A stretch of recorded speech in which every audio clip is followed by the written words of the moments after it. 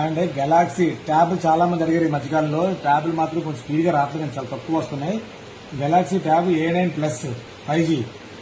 ఇదేంటంటే బిల్లింగ్ కూడా 29 బిల్లింగ్ అయింది.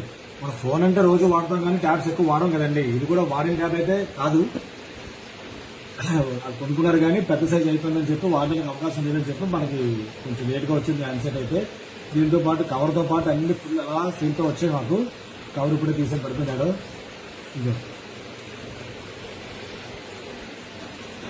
ఇది ఇప్పుడు ట్యాబ్ అయితే మాత్రం ఇప్పుడు కొనుక్కోవాలనుకుంటే మాత్రం 25,000 రూపాయలు ట్యాబ్. ఇది